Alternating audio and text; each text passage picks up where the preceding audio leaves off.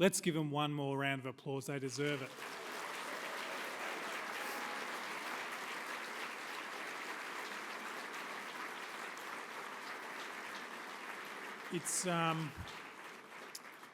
It's not that long ago that we were here for the mid-year concert, and you'll remember at the mid-year concerts, I think they played 3 variations on Mary Had a Little Lamb, and to hear how far they've come in such a short amount of time, from basically being completely raw beginners to being the polished band that they are, it's absolutely fantastic, and it's a credit not just to their band director, but also to their music teachers. So we should give the music teachers a round of applause too, I think.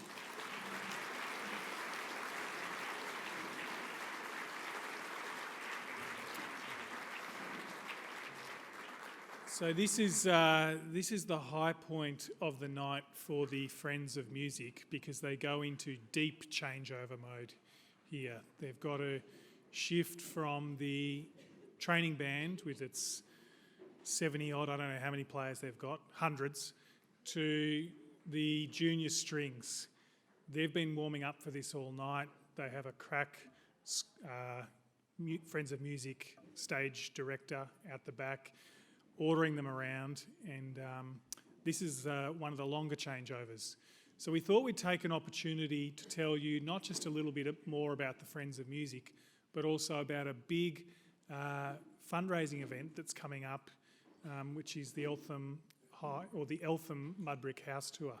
So to do that, I'm going to welcome music parent and Friends of Music supporter Susan Gibson to the microphone.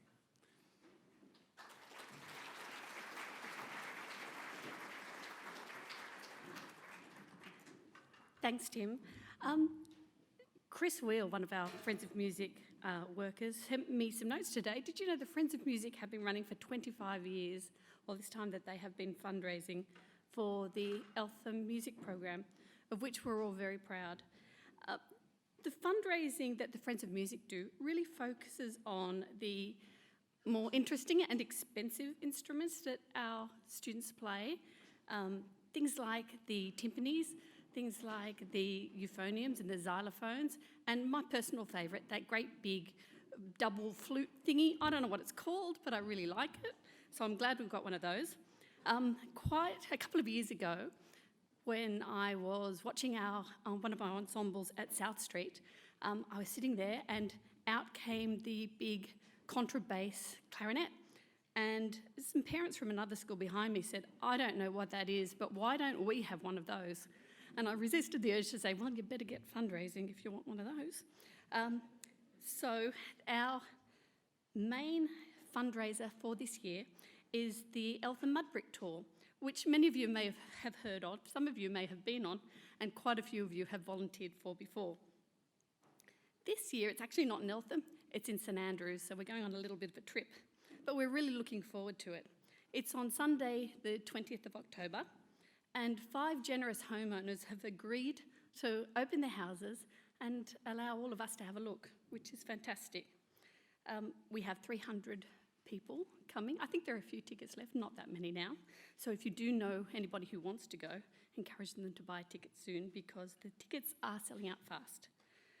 But we have visitors coming from all over Victoria, and we even have one coming from Queensland this year, just to see the Mudbricks.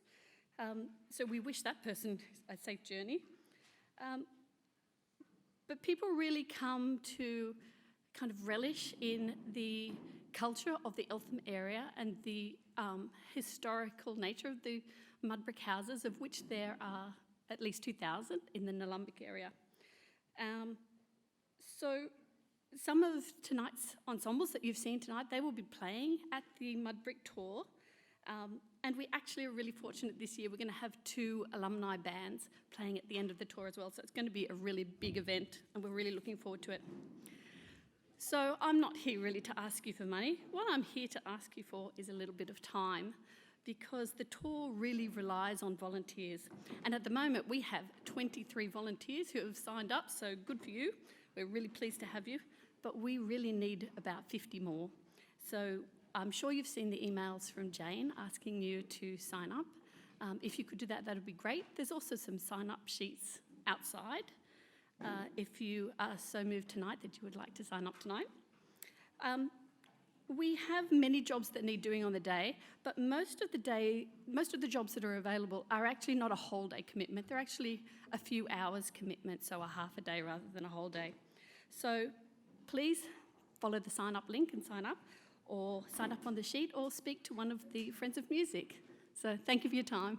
Bye.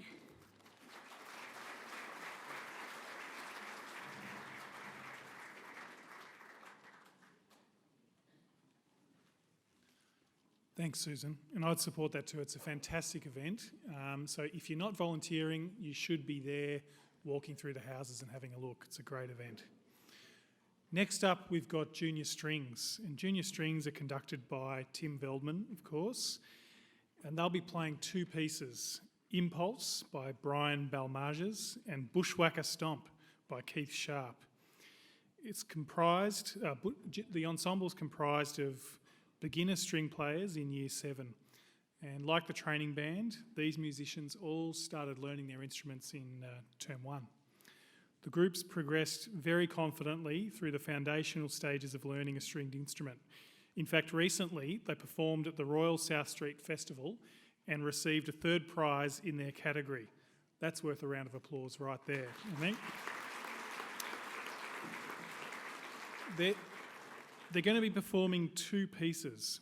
Impulse, which is a powerful, upbeat work by Brian Balmages, and it demands strong, energetic playing and features every instrument in the ensemble equally. This is going to be followed by Bushwhacker Stomp by the Australian composer and educator Keith Sharp. The musicians have greatly enjoyed learning this lively piece, which draws on folk traditions, features a fiddle-style melody, which is shared between the violins, violas and cellos. We hope you enjoy listening to the Junior Strings performance as much as they have enjoyed rehearsing it. So please welcome the orchestra and their conductor, Tim Veldman. Now, let's go. Yep.